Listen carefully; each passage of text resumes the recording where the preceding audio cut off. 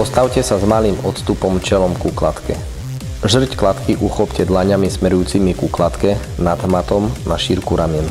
Chodidlá sú od seba na šírku ramien, chrbát je spriamený v miernom predklone.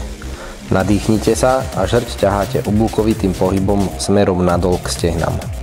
Počas celého pohybu sú ruky vystreté a pohyb vykonávame len v ramenných kluboch. Keď prekonáme najťažší bod pohybu, čo je približne v polovici, vydýchneme a pohyb dokončíme.